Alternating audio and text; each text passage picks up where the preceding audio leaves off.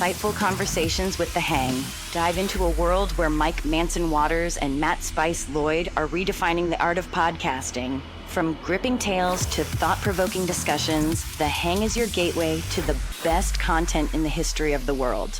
Don't miss out on the experience that everyone is talking about. The Hang. Elevate your listening journey.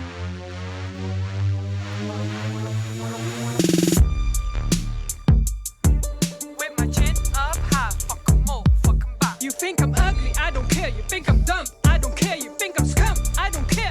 Bitch, I make my money. Party till I die. With my chin up high. Fuck 'em all, fuck 'em back. Twerk like it's my last day on this earth. Let the dollar make a work. People always hate me, but the more they hate, the more I work. Everybody say they're lit, but all they do is showing shit. In my street, like the slaves, bitches always kiss my feet. Stay out of my way, you In case you couldn't tell, she's a little off. It's The Hang. Oh, is she off? She's down, a little bit down. Oh, okay. Just at my start, you will have to Make it kill even me. better. Yeah, oh, yeah. Stop. I was already dead again. You can't hurt me, only God. Party till I die. With my chin up high. Fuck 'em all, fuck 'em back. Twerk like it's my last day on this earth. Let the dollar make a work. It's The Hang with Mike and Matt. With my chin up high. I've been singing it nonstop. Not a bad hook. Twerk like it's my It's last great. day on this earth. Let the dollar make a work. I ain't scared of death, but I fear damn as dead as So breath. you need the video is what we need. The video. I don't see know the if there's a action. true, real, fully produced video. I'm not sure. There might be. Amy Baby.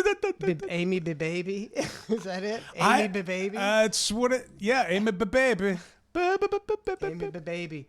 Did you see that there's some girls on? Oh wait. Hi, Mike. Oh hey, it's The Hang with Mike and Matt.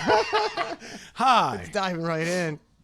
Some girls on OnlyFans that use a filter to make them look like they have Down syndrome. I did see that, and I was wondering. I'm like, how are like? Okay, look, I've seen some folks with some sort of retardation, and they're, I don't. Never mind. I'm not even going to say anything that I was thinking. But it is a weird filter to have. It's just, I mean, it's. Is that because they're doing it because it's a fetish that? Yeah, I mean, it's wrong. But, Yeah, but it's also very smart because you can, as a girl, you're almost concealing your identity too. Yeah. And you're getting a lot of money from weird. I mean, I don't understand this OnlyFans. I would feel if I was doing OnlyFans, which is probably coming next week, that someone would find me somehow.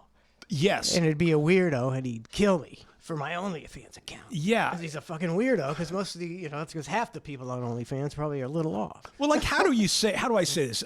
Like, who's attracted to Downsy individuals? Weirdos. But I mean, okay, are Downs attracted to Downs?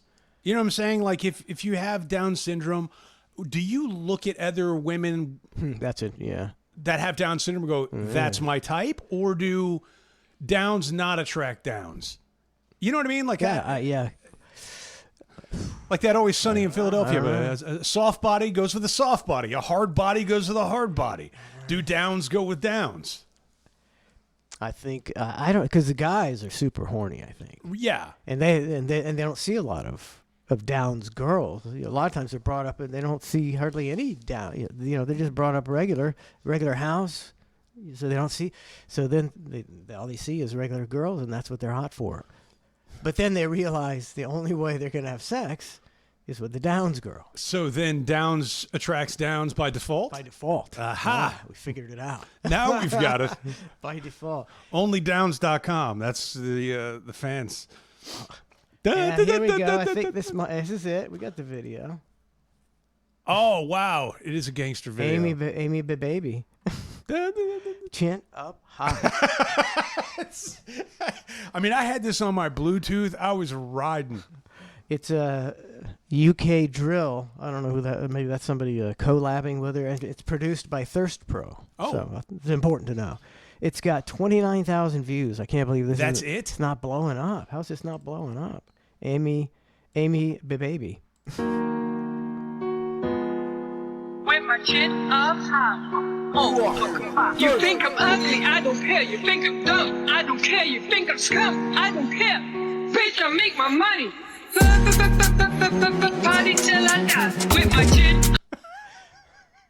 Now, so do you think somebody Some sort of remix. do you think somebody got her propped up and writing all this for her, and they know what they're doing? Or like, yeah, you're gonna, you could be big. There's not too many Down syndrome rappers out there. We might luck into it. Maybe the Hang will talk about us, and then you blow up. Well, you know what's funny? Or you could look at it the other way and go, here's what's messed up about the music industry is if the likes of a true executive wanted to take her under their wing and turn her into the next Britney Spears or Cardi B or whatever the hell, they could. They could shove this woman down your throat so much that you Like would that. Yeah, you'd like her. No, like that. She'd be the next Sabrina Carpenter. They could do it in a week. Yes, And she'd they will be- infiltrate your world. I think people always say that stuff like, oh well, they pick somebody and then they make them, that's who they want, and they make them that way, and it's like, what? Yeah, that sounds like a pretty bad conspiracy. Then I'm like, it's so easy. It's You just pump them up in the media, and you get that hype going on social media, and you put how many bots are there out there? You get your bots in the chat, and saying, "Oh, she's the best, and people, then she's a superstar." well, and they also do it because they have to, because they've, all these record labels, they've had a lot of losers. Like they rarely have winners. Like you sign a lot of junk in hopes that maybe it's going to be okay or pan out or whatever. So when they do find that one that they can latch onto and go, Yep. this is the one we shoved down everybody's throats. And then that makes up for their losses on all the other, no-hit wonder bands that they, signed on. That many of them are probably twice as good as. But then they're looking at her going, how do we not get the pop and she got it? Yep. Sorry. Yeah, America's dumb. Party till I'm done. Sorry, America's dumb. Oh, man. Yeah. You gotta think dumb. Well, see, everything I do is to try to not think dumb. Oh, you're overthinking it then. So I overthought my whole show. What do you think of this? What do you think of this big, beautiful bill? For one thing, we'll check back in with Amy Baby in a little bit. For one thing, the big, beautiful bill, I find it as if it's mocking America by naming it that. Even if you thought, well, maybe Trump will do some good, and then he's like, I get a big, beautiful bill, and you're like, They always name the terrible bill as something good to mask it. but this, usually you see what was. It's like calling 9/11 a kerfuffle. You know what I mean? Like, yeah. Exactly. What was Biden's big bill? It was the Green New Deal? It might have been the green. I don't know No, if there was another one. It was the Inflation Reduction Act. Yes, it was something like that. Yeah. But this is the big, beautiful bill. It's just, it's just him rubbing it in the faces of people. Just that he's an idiot. Well, I was just listening to Rand Paul, and Rand is one of the most sensible guys out there as far as I can tell. And he was going, no, I'm not voting for it. He goes, you're going to increase the debt ceiling by $5 trillion over the next 2 years. He goes, I told him, he goes, I'll increase it by $500 billion. He goes, might not seem like a lot, but that'll get you 3 months. Okay. And then in 90 days, you come back and you say, hey, here's what we've done that's been great, but we need a little more. He goes, it's like giving a kid an allowance. You got to prove that they did some work before you just go ahead and give them all the money, right? So to me, that made the most amount of sense I've heard. Rand Paul just going, because he goes, look, if we extend it to $5 trillion, basically bet your ass that we're going to spend $5 trillion. You know what I mean? Like that's just the way it goes. No, that's the way it goes. And it makes no sense for me to have, it seems weird to have any conservatives that would vote for this thing and feel good about it. Like, I get it. It's your political livelihood and all that stuff, but like, Well, I imagine there's some kind of rationale behind the big, beautiful bill that says, well, you got to spend this money, and then we're going to, once the economy is great again, then I love the hand gesture. that's how the news should be. I mean, that would make the news so much better. That would be great if they. Yeah. Hand gestures. So then we can start, cutting all this waste. That, I guess, that would be the rationale, because it does increase, the deficit by like what, 2 or 3 trillion. Or Donald Trump was elected to pick the carcass of America clean under the guise of making it great. And then launch a meme coin. And suckering. And he'll be fine. They'll all be fine. They know what's coming. They know exactly what to do, where to go, where to put their money, the underground cities. Yeah. And they'll be fine. And Donald Trump is the guy overseeing the destruction of, ironically, the destruction of America. Well, it's funny because Donald Trump Jr. was on, I think it was CNBC yesterday, the day before, and he was talking about the crypto stuff and how, what believers they are in crypto now, and it's here to stay, and all these kind of things. And his explanation was, look, he goes, we run a very large firm of construction and buildings and real estate and blah, blah, blah. And he goes, before, we used to be able to call up the banks and say, hey, we need a loan for this. And they would get, yeah, great, no problem, gotcha. And then when they entered politics, they couldn't get a call back from the bank. And then they couldn't get loans. And then there was a bunch of red tape. And they're going, we've been doing this for years. Why all the red tape? And so he was like, that's why he's a believer in crypto, because they now know the feeling of what it's like to be the average person out there who can't get a loan and all this. And I'm thinking to myself, well, I mean, great description, DJ T Jr. or whatever the hell. But it's shitty that you had to, you now know the feeling of what it's like to be an average person only because you couldn't push through that $100 million real estate loan. Now, how you arrive at becoming the average Joe, fine. You're there. You understand that there's, the banking system's not all it's cracked up to be and all this stuff, but what a life of pageantry that you lived up until that moment when you called the bank and said, hey, we need this. And the bank was like, no. What? You were so aghast. Now you feel. Now I feel like one of you. Yeah. Somebody who's worked their ass off for decades. Right. Now you don't. You don't.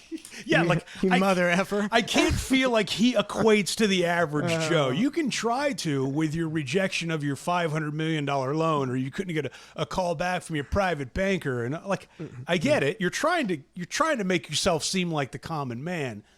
You're not the common man. It ain't working.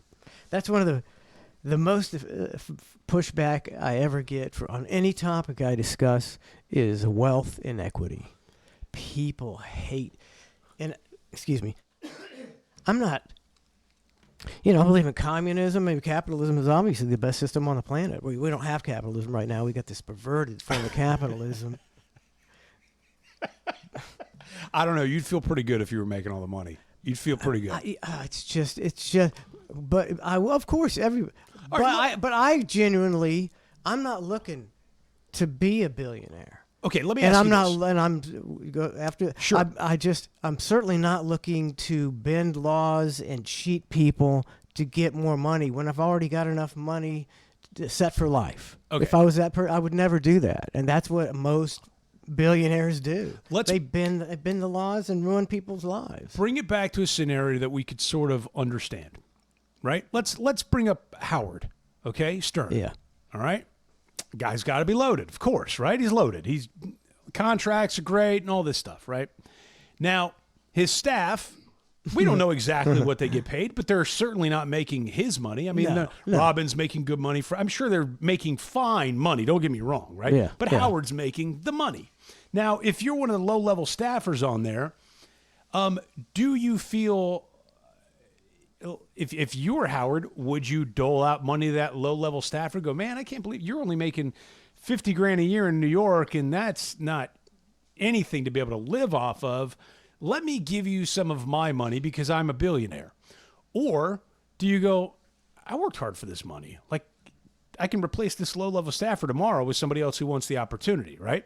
Like, what would you do in that situation? Would you be the capitalist pig who keeps all the money because you earned it, or would you be doling it out in an equal, equitable, fair way? If I had Stern money, Yep, Stern money. Let's say you're Stern. I would definitely pay my staff more than way more than anybody in the industry. I would make sure they made a decent living. Now, when your staff gets paid more than anybody else in the industry, they're still going to walk in there and go, yeah, I mean, I do all right, but like he could have paid me more.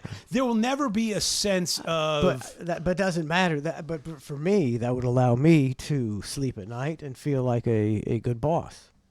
So I don't care. Even though you'd still be looked at it as an asshole, because even though you're paying your staff well, it could have been better. It can always be better. I believe they would think I was less of an asshole. So your goal in it would be equitable enough to be less of an asshole is sort of what you're trying to do. That's all I'm trying to be. But you're not an asshole. But you're not going to evenly distribute out your Stern-like check amongst your staff evenly, right? No, see, I don't have a problem with people being rich. Mm-hmm. I have a problem with the system that really pretty much is throughout the world, where the richer you get, the easier it is to break laws and pay off politicians to get richer and richer and richer and get obscene wealth, which is not based on as everybody says, the billionaires work harder. No, the billionaires cheat more. I think it's a combination of both. I don't. Maybe. I mean, you might have you certainly have people that work their asses off and become super rich. And then when they get there, they got to keep it going, and then it becomes muddled and very murky in the laws and the taxes and all that stuff. And that just comes with the territory. Yeah. See, I guess people just can't understand. If I became a billionaire, I would immediately go, oh, fantastic. Well, let me put 50 million here, and that to make sure I'm safe, and to buy a couple houses. That should be good. I'll keep buy me some gold, and then put another 10 million in Bitcoin, and now give away $700 million to people who need money, or save animals, or do good just throughout the world. And have you ever done for something for someone less fortunate than you, and how good it made you feel? Yes. It's like, if I was a billionaire and I could have that feeling almost every day of my life, why would I build a $500 million yacht? Because I'm an asshole. Yacht's pretty sweet, though. Yeah, it's an asshole. The name on it should be the world's biggest asshole. I did see 2 yachts. It might have been the Bezos yacht. I don't know whose it was, but there was 2 super yachts that crashed into each other, and it's like that. It's like a slow video, like a slow build, because they're not coming super fast at each other, but it's enough speed to where it's gonna happen. It's just when are we getting there? So you're watching the video, you're like, come on, super yachts. Yeah. And you watch it kind of bump into each other and then get a little deeper and deeper. And then, you see the yacht people, they're on the edge of the boats yelling at each other like, you did this. And then you see this chunk of the yacht just fall off the front. Yeah. And there was a part of me that's like, yeah. But then you go, well, they'll file an insurance claim and everything. It'll get sorted. But there was a piece of me that, even as happy as I am for people that are successful or build a company or whatever, there is that billionaire asshole thing where you go, yeah, I'm glad you got your boat ran into. Like, I'm glad your little yacht got ruined for the weekend. There is a part of me that feels that. That's very petty. I think it's a larger part for you. It's very petty. I'm a very petty person. As you roll by in your John boat it's just named SS Petty. SS Petty. Nice guy with a scowl on my face. Holding a lantern. You've got too much money. Oh, man. The SS Petty. Jeff Bezos, they had to tear down some bridges, I think, to get his yacht to the sea. It was too big. Yeah. They had to dismantle some 1,000-year-old bridges. That is an asshole what move. An asshole. Or it's on the end of the construction folks. Like, couldn't you have built this boat somewhere else? You're telling me there's no other shipping yard that you guys could have set up shop to build this? I don't think that's Bezos' fault. I think it's a byproduct of Bezos, but It's not like Bezos is like, build my boat here, and once my boat's done, we will tear down these bridges. No, that's on the yacht builder. At least that's why I'm seeing it. I'm sure. I'm sure the country said, "We're not tearing down these bridges." And I went, "Well, it's going to bring $500 million into the economy." And they're like, Buy "Oh, bridges. tear down the bridges, tear down the freaking bridges." Oh, man. You know, we were talking about Trump Jr. earlier, Yeah. and he looks like he's a big piece of shit. Wow. In my opinion. Mincing looks like- no words. He looks like he's not a criminal that I know of. You know, I don't know of him breaking any laws, but he just looks like a silver spoon, just a-hole riding his dad's coattails because he's got no personality. Neither one of them. Neither one of the Trumps. What's the other dude? Eric. I was going to say, Eric, and Eric nobody doesn't even- seem like he's got much personality. DJT Jr., he's got a little... Oh, it's bad though. He's got a lot of personality. It's bad. It's like, he's got some... Yeah, it's like Yeah, he's a a weird arrogance thing. I could see him, at the dealership at the Lincoln Ford Mercury dealership trying to sell me a car. Then he goes back and does blow in the back. Then he goes to the strip club. He's the car guy that rolls up on you and you're just looking and he goes, "Sweet ride, didn't she?" You know, one of those guys. And then you go, "Yeah, it's a nice car." And he goes, "Want to take it for a spin?" He's one of those guys. One of those guys. Yeah, all the trite conversations, taglines. If your dad is a rich criminal, which is most politicians, then you're going to grow up to be an asshole.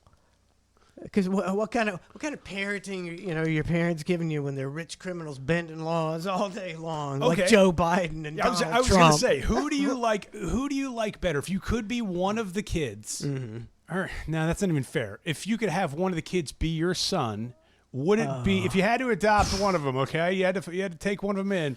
Would it be Hunter Biden or Donald Trump Jr.? I mean, it would naturally be Ivanka. I mean, that's off the table, but let's go with those two. I go Trump Jr. because it's Same. less of a hassle. I don't need people with guns and crack. So how weird is that Donna Hunter brought the crack again, and the kids got into the crack. Now we got to let the kids have to write it out because if you call DCF and say there was crack in the house, the kids get taken away. I don't need that. Yeah, it's a lot of work. You're never coming back, Hunter. But how funny is that? Is we're over here going, Donald Trump Jr. was a silver spoon asshole and personality and arrogant and all this stuff, and we go, Hunter Biden's even worse than that. Way worse. Like, there's not even a debate. It's just like, that guy's a real piece of shit. Like, Trump Jr. might be... He might be a real piece of shit. Might be. Hunter, you go, that guy's a piece of shit for sure. Yeah, On this, there could be no debate. there's pictures of what a piece of shit... I mean, He documented his life as a piece of shit. And what I think is, I don't think the pictures that you saw Yep. of Hunter Biden in the red scarf Yep. and the crack and the pulling girl's hair and the guns, I don't think most people saw those pictures. I think their algorithm, and it was hard to find them sometimes. You're like, I can't find those Hunter Biden pictures because they weren't like, imagine if Donald Trump Jr. came out tomorrow with pictures of him smoking crack. Those pictures would be in every newspaper crazy. in the country. Crazy. It'd be the biggest story of the year. The fact that Hunter Biden still traveled around with his old man after all those got out, and they would just go, and he'd wear a suit, and like it's that thing. Like, I don't want to imagine two people having sex. Like if you look at a couple and you go, yeah, I don't want to see them have sex. Like, gross. Most people. That's why all the porn stars are bodybuilders. Yeah. There's no fat on them. I look at Hunter Biden and I go, I can't picture him with a suit on. With him with a suit on, to me, looks fake. phony. Yeah, it looks phony. Like, Very natural with Donald Trump Jr. right, but the real Hunter Biden is the naked crack smoking Hunter. Like, that's him. The suit that's the fake one. Like everything's in reverse with that guy.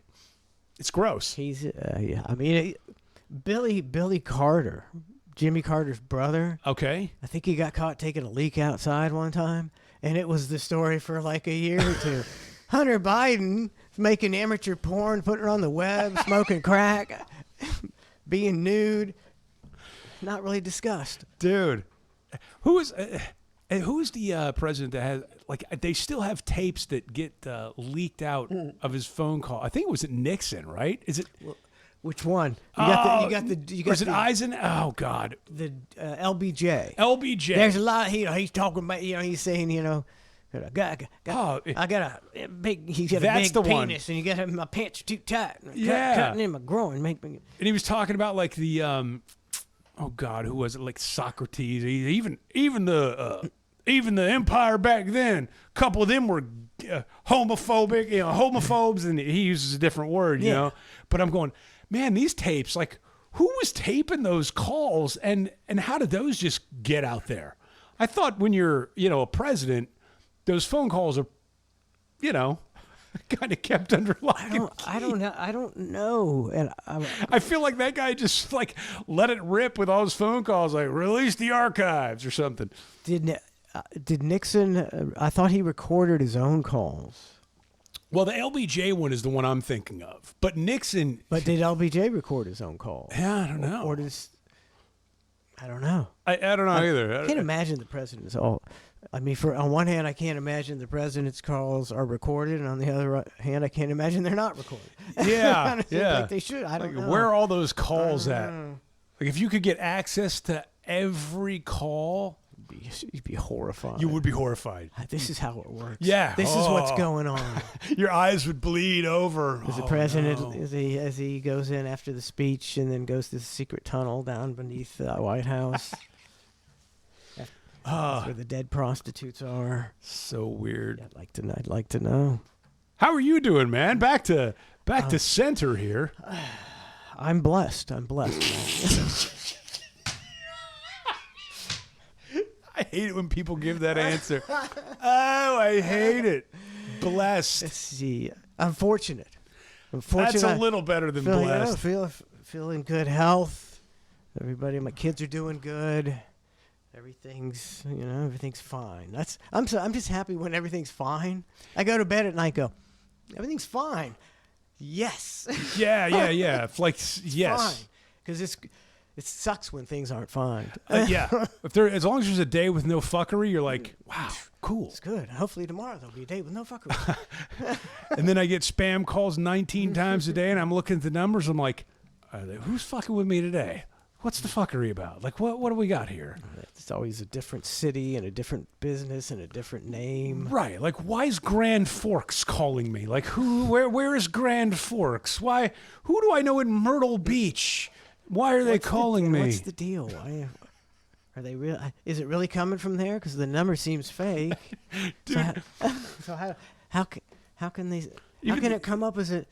I'm confused. Even emails I get. I was getting a spam email today, and I'm hitting unsubscribe, right? So it takes you to the page where you go to unsubscribe from all the emails. I'm like, great, unsubscribe.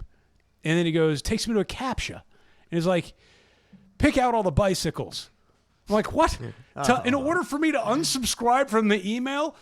They don't want you to unsubscribe. I've got to go through these pictures and click all the bicycles. Well, I do. And then it's like, now streetlights.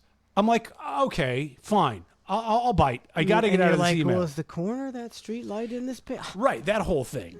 It did it for 10 times before it finally... Brilliant. It finally let me unsubscribe from this shitty email list that I shouldn't have been on to begin with. And then after you unsubscribe, after you get through all the CAPTCHAs and photographing and everything, it's like, now, why do you want to unsubscribe from all these emails? Like, I don't know who you are, why you're... like. Leave me alone. Yes, fuck off. Leave me alone. The option on there should at the bottom. Fuck off. But so you get they know that half the people are gonna after the third one they're like, I'm out. Right. I'll just delete the email. I did it out of principle because I was going to quit after the third one after I couldn't figure out all the bicycle pictures and street land. But I'm going, no, I'm digging in on this one. I am getting out of this email list. I'm done with this. I'm going to put one of those on my website and make it ridiculous and impossible. Just dicks. Just you got to rearrange them. Rearrange it to look as phallic as possible. Oh. You're talking earlier about Trump. He's talking about crypto. Yeah.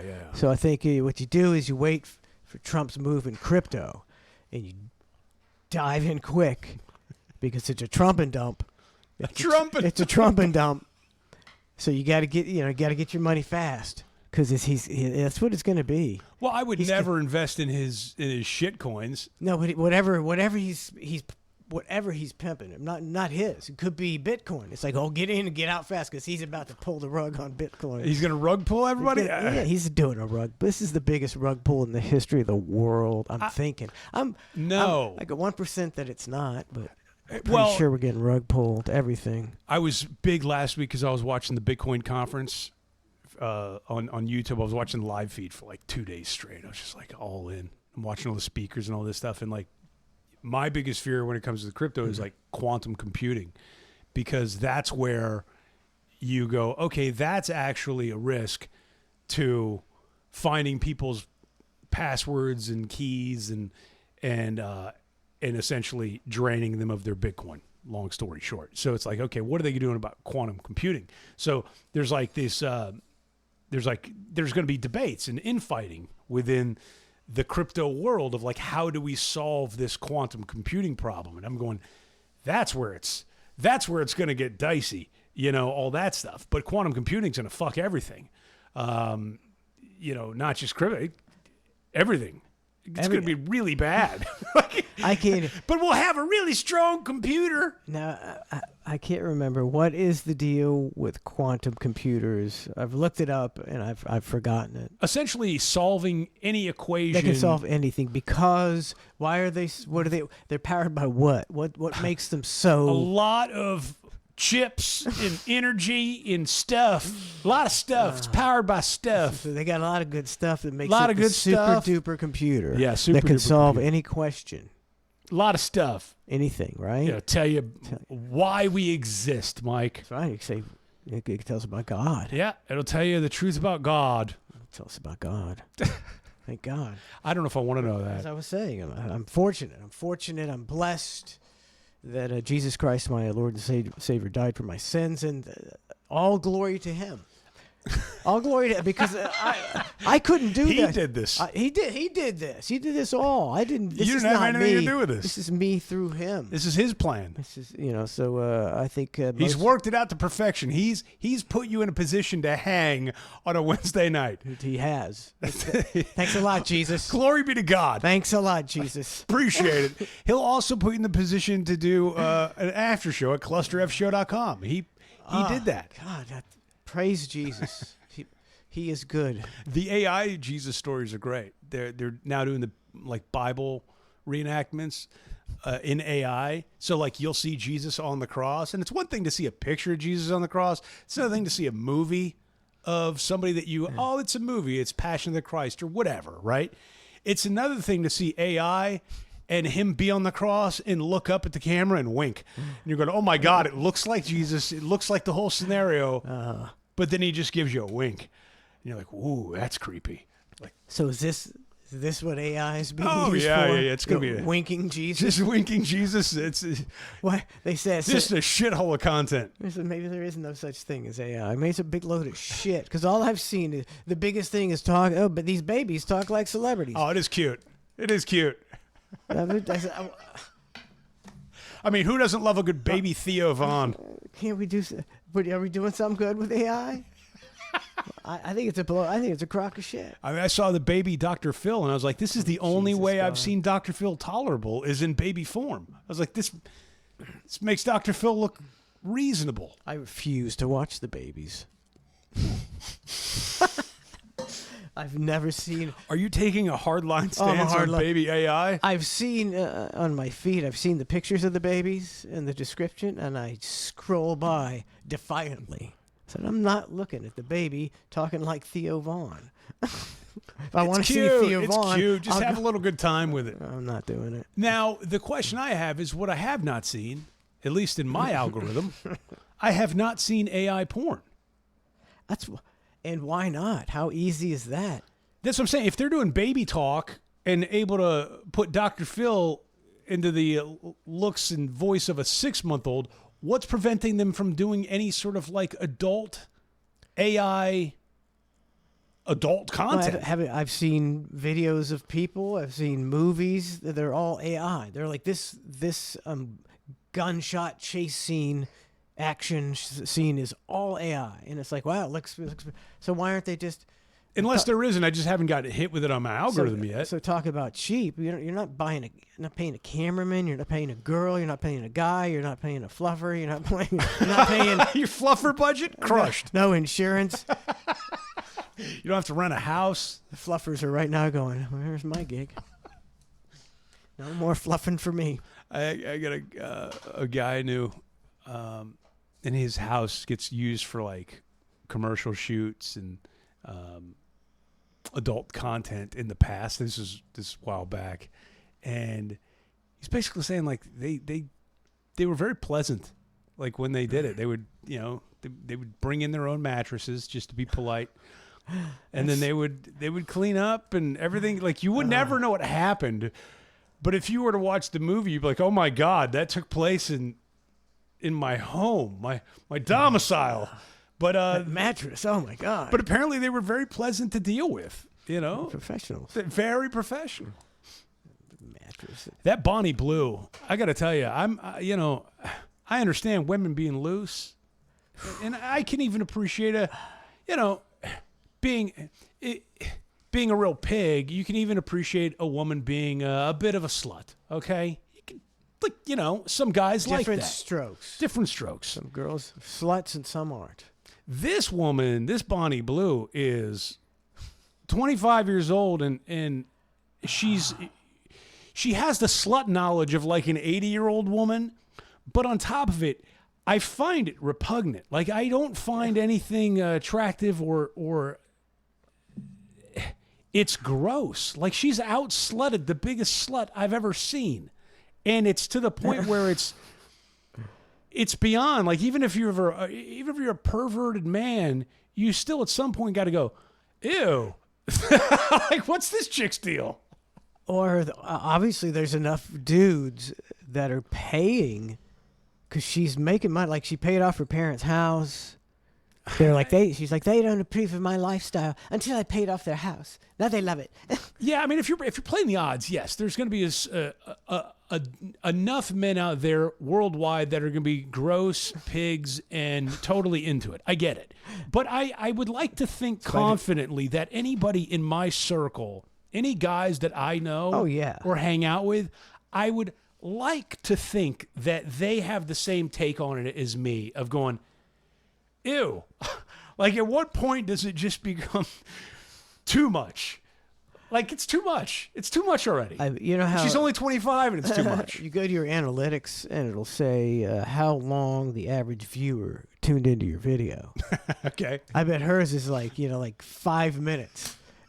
And after like 10 guys, everybody's like, okay, I get it. Done. I was just seeing what the scene was like. Yeah, it's really, it's become... You gonna watch 1,000?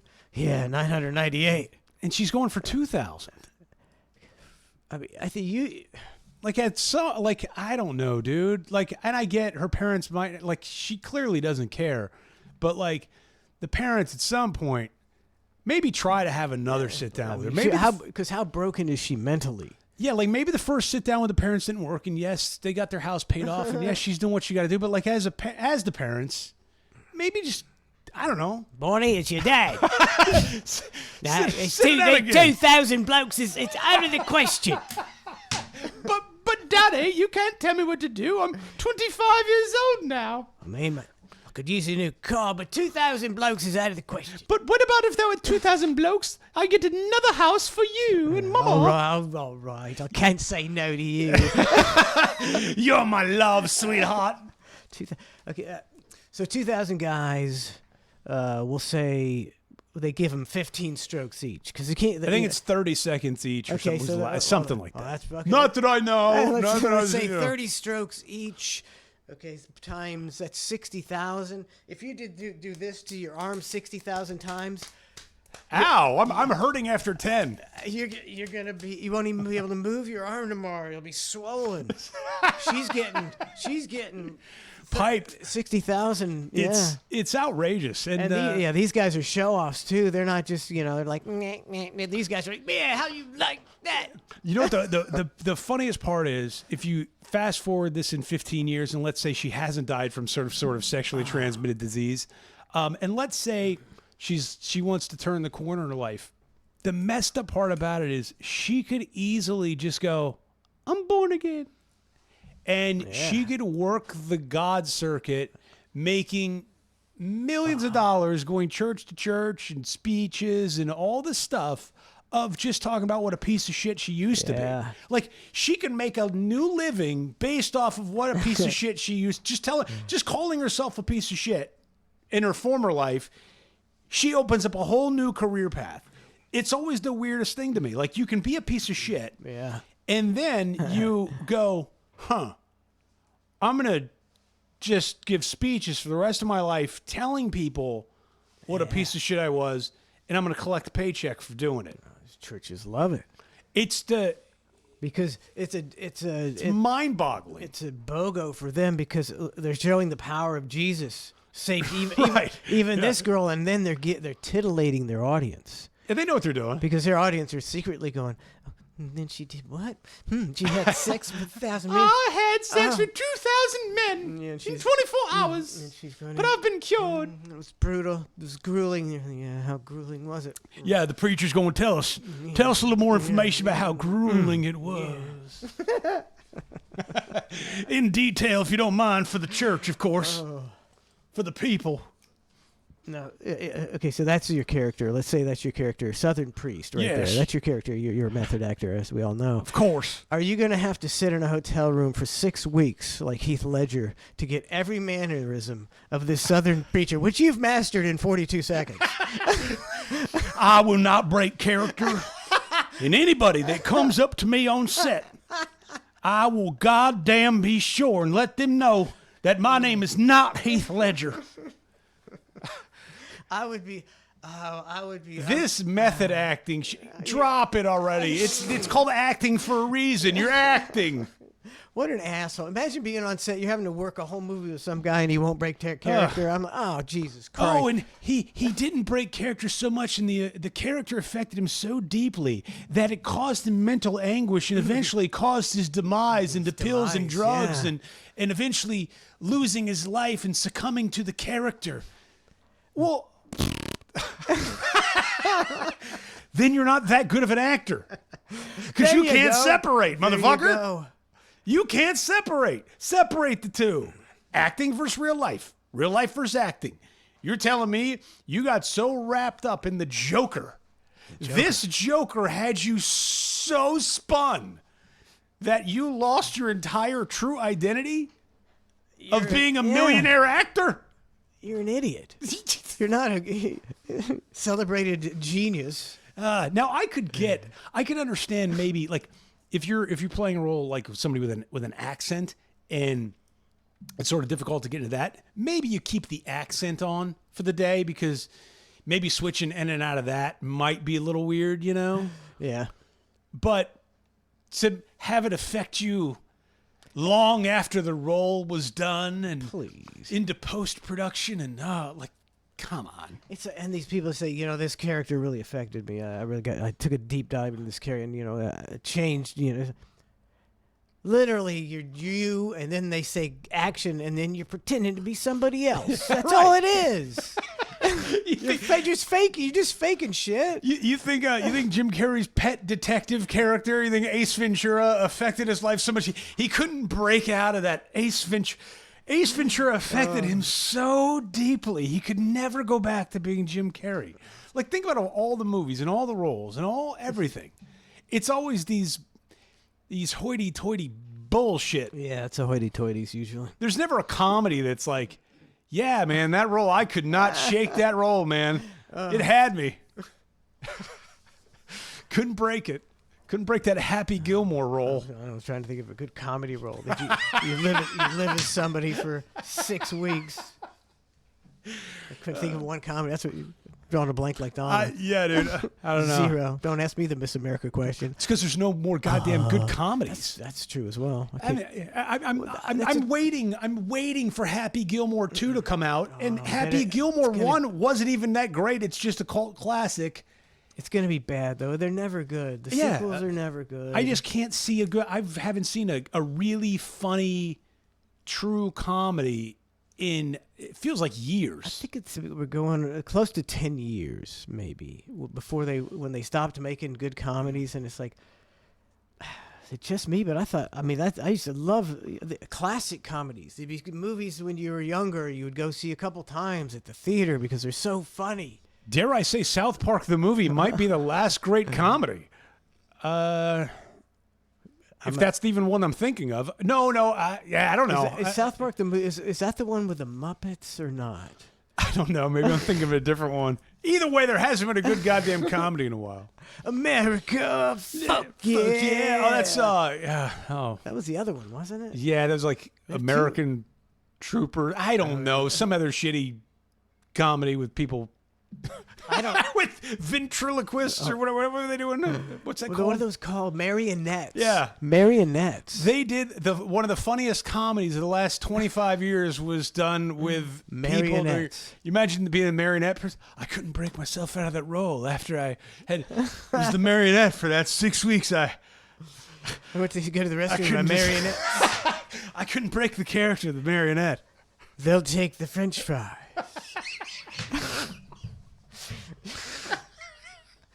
The Lost Art of Puppeteering. You're listening to another episode of the Heath Ledger Fan Club. Dude. Hey, he might have been a good actor. I don't know, really. He was great in Batman. Sure. He was good. But I feel like you could have just gotten somebody else and been like, hey, man, just before we sign you to this role, are you going to off yourself after this role? Or are you going to be okay? And if he goes, I don't know, man, I might get so wrapped into this character that I'm going to off myself. You'd be like, all right, we're going to move on to the next actor who can separate fucking real from fake. We're going to hire a normal person. How about that? I this say, psychopath. I say you give Jim Carrey a challenge for $10 million to recreate the Heath Ledger Joker in that Batman movie exactly. Except with his twist, it's the same character, but he's putting a Jimmy.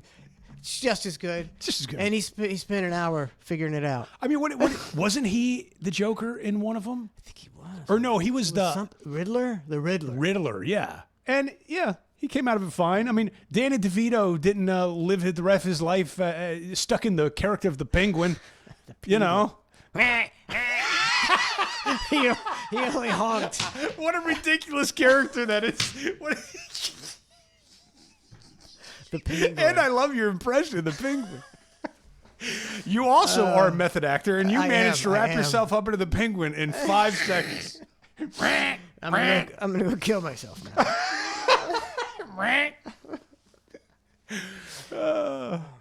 Oh my God! Exhausted from roasting the movie industry. I got stuck on White Lotus is my new show that I'm stuck on. It's on HBO Max. I heard all these great things about it, and it is great, I guess, but it takes a long time to get there. You ever watch one of those shows where it's like, okay, episode 1, it's like a slow build. I don't last the slow build. That's what I'm saying. I'm on episode. I'm usually episode 1. If it's not like really good, I'm like, I'll find some other shit. Exactly, and I don't know why I put myself in this position where it's 5 episodes in, and I'm going, this thing is still building, and I like. Somebody just tell me what happens already. So, for the next season, I'm literally tempted to just go to the last episode and go, okay, I'm gonna watch episode 1, then I'm just gonna go to episode 7 or 8 and go, now I get it. Now that saved a lot of time. I can skip all this build up. Every season, is it a different cast?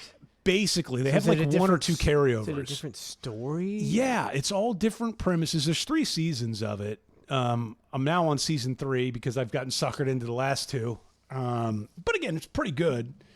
But yeah, there's just different scenarios and shit. But it's difficult to find I'm not gonna say I'm gonna show whole because there's too many shows out there. But to find one that's good, that you just like, it's difficult. Yeah, been a while. Yeah. The Curb's gone.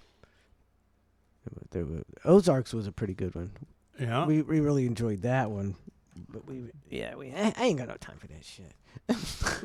It's a madhouse. This place is a madhouse. I know. We're running businesses. We got grandkids. Look at you moguling, running businesses. Trace is always here.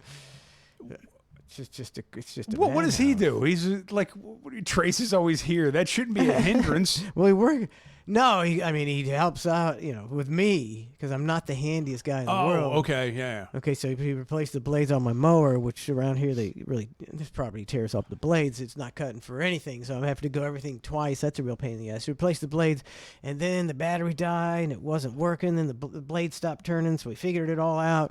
And it's like, oh, that's invaluable to me. I would have to call the fucking repairman. Yep. I hear you. Oh, how's your other son liking? He moved out Out east- to Arizona. Arizona. How is he adjusting so far? He's doing fine. He's like me. He's a get along guy. You're just going with the flow? Goes with the flow. And he was working pest control outdoor here, and he hated it. Mm-hmm. He hated it. And And now he's riddled with cancer on the other side of the Now country. he's riddled with cancer. And she's like a nurse, and she's working at a hospital, and they live right behind the hospital. And right now, for the first couple of months, he was doing nothing. They got 9 animals that they took across the country. Oh, God. They You guys and these animals. I know. I warned them, but You've passed this I animal-owning trait I on. did. I passed the gene on to him. So what's he doing? Is he So like... he's been doing nothing for a while and loving that. And now I think he might be he's going to become a server. Is at he like... at Applebee's for extra money? Is he like Mr. Momming it out there? Like... He's Mr. Mom with 8 animals. Yeah, so... But Yeah. what kind of animals? Is it all dogs? It's like 2 or 3 dogs and 6 or 7 cats. I kind of... There's a weird part of me that wants a Vietnamese pot-bellied pig as a pet. They're supposed to be smart. They're smart, and it's basically once you have one of them, you'll never really want to eat bacon or pork ever Yeah, again. It's probably that not. whole thing. But I feel like but I don't know all the ins and outs of having one. I feel like if I were ever to get one, then I'm stuck. Like that's a big undertaking. Just go, oh, hey, look what I brought home. You know what I mean? Like, You better do your research on a Yes. pot-bellied pig. I have not done any research on it yet, other than just seeing cute videos of pot-bellied pigs that are pets. Probably end up badly for me. What's that? They get big. They get big. Well, then it's bacon. No. How does that work? How's what work? Could you? I mean, if you Oh, that's a different mentality. What, raise it and eat it? is that legal? Can you eat your pot-bellied pig pet? That's what I mean. Like, is it truly legal? Like, if it's I mean, I guess it would be legal. It'd be a total dick move if your neighbor was like, "Hey, where's that pet you had around here for the last 5 years?" And you're like, "Oh, we ate it." Because it'd be if people raise cows to go to slaughter and stuff Yeah. like that. But I don't know if it's a pet. I get it if you're raised that way, because you have a different mentality. Like that's all you've known is these animals will end up getting slaughtered. But like, I couldn't raise a cow and kill it. I couldn't do it because I wasn't raised that way. I'm like, I feed Bessie every day. I'm Yeah. gonna kill her. Yeah, they always do those videos like, you need to watch this and see where your food comes from. And I'm going, I don't. No, I don't No, wanna- I want to be blissfully unaware. You don't want to know. Because every time, I'll feel what. Okay, What are you you want gonna- me to feel bad about myself for eating it? Fine, I will, but I'm just not going to watch the video. There's 330 million people in this country. Me not eating bacon isn't going to change anything. That's We're beyond that point. That's a small mentality, Mike, because if we all were to join forces and not eat bacon, we'd have a lot more pigs, I guess. It's kind of the Nobody's giving up bacon, Matt. I'm not even Not the average person are like, man, give me the bacon. dude, unless it's a BLT, Not a bacon or something guy. like that. Not a bacon guy. I mean, I'm trying not to be a pork guy because of the parasites and I don't know. Just cook your bacon, buddy. Don't worry about it. Oh, the bacon I'll cook and I'll eat, but like a I'm not a ham guy. yeah, I'm trying to. I think I'm gonna stay away from that stuff for whatever reason. Yeah. And everything You get trichinosis. everything I look at now with like cancer and all this stuff, it's like basically like do a parasite cleanse is like the true answer, you know? Yeah. And it's like, okay, do a parasite Have you cleanse. done a parasite cleanse? I did one. Did it do anything? Did you feel any different? I felt extremely lightheaded the day I did it. Is that a good or bad thing? I guess it means it was working. Yeah, I felt like I was high. I was like, whoa, this is crazy. And then, you know, you defecate and you hope that stuff comes out. But in other Do you countries, defecate in the yard and squirt off of the hose and see if you get... I mean, it's the only way to know. and then I take tweezers and I look for the worms and hold them up, put them under a microscope, see what's good. Yeah, but I guess in other countries they do parasite cleanses like on the regular, like 2 times a year. Like most other countries, I don't know if that's true. I've heard most other countries, but when I think of all the third world countries out there, I don't think most other countries do it. But some countries do these parasite cleanses, you know, twice a year. It's like part of their culture. And here it's not, which it probably should be. Or do they just have tons of parasites? Never really thought of it like that. That's You bring up a solid point. why ivermectin is so popular throughout the world, because people have so many Parasites. parasites. Yeah, yeah. And we've killed all the parasites with our cleanliness, our American cleanliness, man. We're the best country in the world. I got to do a colonoscopy. I always say it wrong. Colonoscopy, yeah. Colonoscopy. I was supposed to do it the other week and it got canceled at the last minute. Don't you hate that shit? It hangs over your head and then it's hanging again. Yeah, and so I gotta do it in a few weeks, and I'm not looking forward to that whole combination of like the mixture and stuff. It's on my It's brutal. yeah, it's in my bathroom, brutal. and I'm looking at it, and I'm going, this is not going to be a fun. You wouldn't Fun even you wouldn't time. think your body contained that much liquid. So it is that bad. I didn't enjoy it. It was like 7, 8, 9, 10 times on the toilet. Like, do you sleep at night or do you wake up? I think you might wake up a couple times in the night and have to. That seems it seems like not my fun. worst nightmare. I mean, other than colon cancer, I guess that could be the worst nightmare, but it doesn't seem like a good time. Nobody is sticking a probe inside of my anus and colon. I figure the chance of malpractice and a puncture are far more than me getting colon cancer, and that's what That's the game you're playing. You're I'm playing playing some that sort game. of Russian roulette with colon cancer. Trace, I think he died when he had a colonoscopy because when he woke up there, like, yes, we had an episode with you, and you know, No way. yeah. And so I'm like, I was like, unless I need emergency surgery, I'm not getting surgery ever again. I'm not getting any procedures or any surgeries ever again unless they are absolutely necessary. Well, Trace is fairly young. What did he get his for? Can't remember. There was something going on. But it wasn't Nothing. Nothing happened from it, so there wasn't nothing. I can't remember. So I don't remember why the reason was why he got one. Huh. That's too young. Well, I guess they're, such a downer, but I guess the age range of which men are getting colon cancer is getting younger and younger. So insurance is been put in a position of going, okay, well, now we have to test gotta do it. for people. We got to test younger and younger now because it's becoming more prevalent. And the doctor, I was like, what do you think causes that? He just looks at me and goes, diet. He goes, food we eat. He was so sure of just like, yeah, I'll tell you exactly what causes it. Like, we eat like shit. Eat like shit. And this is what happens. And I'm going, all right. Or is it's just a big media lie that there's more colon cancer to get more people to get colonoscopies and Big colon? Are you everything- suggesting big colons at the bottom of this?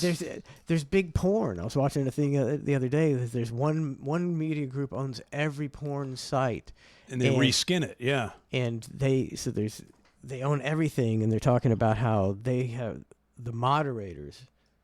They get tens of thousands of people sending them porn, and they have like 9 moderators. So they're not. So there's underage. There's rape Oh, no. videos. So you think the porn situation you think is bad? It's probably a bad deal. Porn. And Yeah. Women getting abused.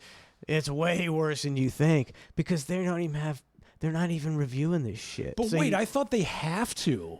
Like, I mean, if they're Don't putting it ask on their me. site, like, don't ask me how they're getting away with it. and who's sending them all this porn? Like, all like the amateur stuff, Like, I don't know who amateur out there that's like, hey, I filmed me and this girl. I think I'm gonna send it into this site so we could post it everywhere. It doesn't make any sense to me because, like, what are they getting out of it? Like, who's getting? Like, there's true amateur, like where it's like, Yeah. I think that's a fetish. True amateur's fetish. but the amateurs are sending it in, right? They're trying to make money off their it's amateur, but if you can make money off of it, it's not really because there's no way I'm sure there's a certain segment of people who are just get off on that. It's a fetish. But there's so much of it. Like, how much porn has been produced in the last 50 years? It's also free. Amateur porn is I mean, free, think baby. about how many 5-minute clips there are of adult content that's been produced over the last 50, 60 years. Unfathomable. Like, you could never need to produce another second of anything new ever, and you wouldn't be able to tunnel through everything, right? Like, Think you're an alien, and you come to you come to Earth and say, "Well, let's see what's going on this planet." Basically, they watch themselves fuck. That's all they do. They make them movies of themselves fucking, and everybody watches these fuck movies. and then they index them, they categorize them as if they were in a library. Oh, there's so many categories of fucking. I have no idea there were so many categories of fucking. What was in the public library back in the day? That was not the like some sort of decimal system. The Dewey Decimal System. The Dewey Decimal. That's what we have with porn. Just on the website. It's just a giant Dewey Decimal System of like, tits. Okay, and what sort of tits? There's round. There's the floppy. There's saggy. There's soggy. Subcategories of everything. Yeah, it's a Everything got giant Dewey subcategories. Decimal System of. I bet there's some interesting and frightening subcategories. There sure are. Frightening. Yes, and not that I've ever stumbled across any of these frightening categories, but they sure as hell are. So I've heard. Only imagine. Traps a crab and resubbed for 74 months. 74, that's a record. That's the most. He's squanching it here. When I hear 74 months, I still in my brain I always go, I always do the finger. 12, 24, 36, 48, 60, 72. So 6 years, 2 months? 74? Yep, 74. All right, we need to take a break. Oh, man. Damn, but just going and going is good because you can enjoy some chin up high. Yes, soak in the entire song. Well, we take a break. With my chin up high. Oh, you think I'm ugly? I don't care. You think I'm dumb? I don't care. You think I'm scum? I don't care. Bitch, I make my money. Party till I die. With my chin up high. Fuck 'em all, fuck 'em back. Twerk like it's my last day on this earth. Let the dollar make a work. People always hating, but the more they hate, the more I work. Everybody say they're lit, but all they do is showing shit. In my street, like the slaves, bitches always kiss my feet. Stay out of my way, you bitch. I can deal with fake ass meat. They thought that I had stopped. It was over, I had dropped. Bitch, I had my plans out here. I'm only just at my start. You will have to kill me to make me fucking stop. I was already dead again. You can hurt me, only God. Party till I die. With my chin up high. Fuck 'em all, fuck 'em back. Twerk like it's my last day on this earth. Let the dollar make a work. Party till I die. With my chin up high. Fuck 'em all, fuck 'em back. Twerk like it's my last day on this earth. Let the dollar make a work. I ain't scared of death, but I fear damn as dead as breath. All the drugs in your face, I am blessed with the smartest brain. I remember your laugh when I was at my worst. Let me tell you, piece of scum, I'm supported from above. Your man in my DMs That's why you're talking shit behind my back. All the shit you said makes you look like a little bitch flathead. Your opinion, fuck that. What do I think of you? How I love in your face, bitch. If you only knew. Ha ha ha. Ha ha ha. Ha ha ha. Party till I die. With my chin up high. Fuck more. Fucking twerk like it's my last day on this earth. Let the dollar maker work. Shake that money maker in my face. It's a favor. Ooh, I love your misbehavior. Party till I die. With my chin up high. Fuck more.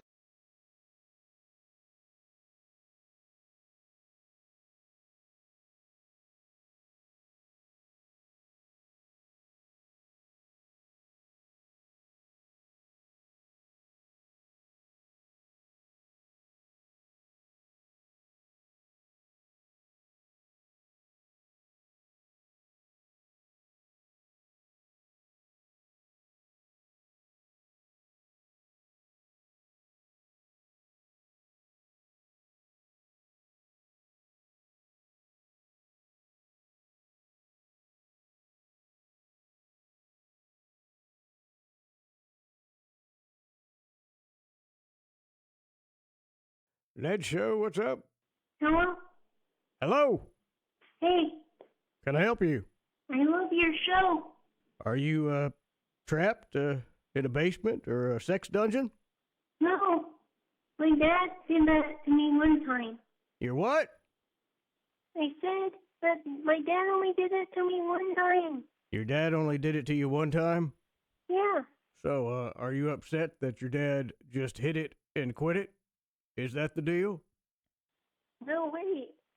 What would make you feel better and help you on the road to recovery? Pie. Pie? Yeah, A big, fresh, delicious cream pie, just like your daddy used to make you eat? no, blueberry pie.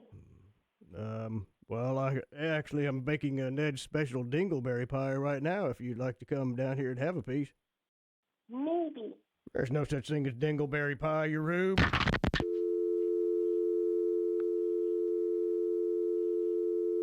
Wow. Ned Show, what's up? Hi, I'm calling because my son just called you guys, and I want to know what he just said to you guys, if you can help me out with that. I believe he said that his daddy touched him one time. His dad what? What are you, Stone Cold Steve Austin? Can you say that again? Oh, I couldn't really understand him. He had a really horrible phone, sir. But I think it was something about a bad touch, and his daddy liked to hit it and quit it. Wow. Because he found out the neighbor's son was in the Boy Scouts and he likes men in uniform. That's pretty much what he said. Are you serious? Yes, that's what it sounded like. His phone was terrible. It sounded as if he was locked in like a small metal box by some kind of weirdo or something. That only happened once. Yeah, that's what he said. He's going through therapy right now. Well, is there anything I could play for you to help you out with you and your son's difficult relationship? What do you mean? Well, this is a radio station, sir. I mean, we're in the business of playing music and entertaining people. I'd like to counsel you all day long if you want to come over here and sit on my couch. And I would only charge you a nominal fee for me to take my pocket watch and dangle it in front of your... Seems like I lost my pocket watch. Well, I would swing something in front of your eyes, dangle down there to kind of put you in a hypnotic trance. It's a treatment developed by Sigmund Freud. It's called Arabian Sand Goggle Therapy. I only know one song to play on the guitar, if you want to help me out with that. I don't want to hear your goddamn guitar, sir. I don't give a rat's ass. You call me. Do you want to come over to my house, lay on my couch, get the legendary Sigmund Freud Arabian Sand Goggle Therapy, or not? Yeah. All right, like pulling teeth. Now I'll play you a song. What is the one song you want to hear? Last Kiss. Last Kiss by Pearl Jam? That's a piece of dog shit, sir. What? Oh, here with the Steve Austin crap again. I said that's... my favorite song, man. Well, you have zero musical taste, sir, because that's a bullcrap song. It's an Eddie Vedder. I'm desperate. My popularity's fading. Let's rehash some old 50s Buddy Holly bullshit. My grandpa sang that to me right before he died. What, did he have a grabber while he was giving you the Jerry Sandusky treatment? Skin cancer. What, he got skin cancer while he was fucking you up the ass? Man, that's a tough break. Thanks for the call. And And that little kid, that was me just acting like a little kid. What? Yeah. No I can way. change my vocal cords. Are you serious? That was one of the best acting jobs. You totally got me, sir. You should be working. Yeah, I gotta do it.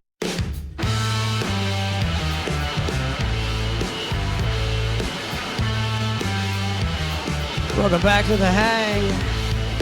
You know, Matt, I would wake up at 2 o'clock in the morning before when we used to do the old show, and I would put on a flannel shirt and a pair of jeans, and I would try to pretend I was Ned for hours to get into the character before the show. And did you ever get yourself so wrapped up into the character that I wanted to kill myself. well, I mean, that's... I wanted to blow my brains out while I was fucking a chicken. And people were like, wow, he really got into that character. Oh, man. Preposterous. How is chat this evening? I just logged in here. Mm-hmm. Well, I didn't really log in because I don't really have a thing. But it said, ignore chat segment from Beaver Smells Like Tuna. Oh, no. Not fair. Mike Waters, the king of cutting bits off early. I figured you'd want to get right back to the hang. That's what I figured. Yeah, back to the content. That's right. Just watch and drink weed and smoke beer. There you go. That's always good advice. I don't need to be a billionaire. I sit on my porch and look at the deer and drink a beer and smoke a joint. These deer, they're getting a little crazy, especially all this construction. You got them around your house? Oh yeah, a lot. Lot. Like, a lot. Like to the point where I'm a little afraid to even like take my bike out. Like they'll dart across the street. You know, I'm going. But I feel badly because there's just constant construction. There's nowhere to go. Where are they going to go? They're driving them all out. Like the other animals, I don't know if I care about as much. But for some reason, deer, they have that little soft spot, you know? But I don't know. I mean, they look so innocent. I don't care where the mice are going to go, or the rats, or the snakes, or any of that stuff. They're just paving. They're just mowing down They're mowing down everything. What do you get? Do you get bucks? Do you get bucks or just the does? Mostly does. I mean, I've only seen a handful of bucks in 20 years out here. I just know that like during mating season, you see those does, they just running for their life. Just like, Jesus Christ. Are they getting chased? Yeah. Really? They're like, get this thing away from me. I can't do this anymore. What do you want from me? Yeah, I've seen a bunch of pregnant ones around here. They should be. They should have dropped already. It's June. They should. I haven't seen them though. I don't know. I think they dropped them. We had a couple that, like, he dropped them just on the neighbor's side of the fence. So sometimes they're over here in the corner sleeping. Sometimes they're there in the. I got dogs. I can't have two deers living on my property. Two baby helpless deers. It was like two months of just fuck. When up north, they really just don't give a shit about deer because they're so commonplace. So many. Like the attitude of like a northerner towards deer is, I feel like it's a little bit different than like it's the a rat, attitude. Yeah, like they look at them as like a giant nuisance or something like that. You know, like. I guess they are. I wonder if it'll get that way around here when you become because the deer can't live in the developments they're building now.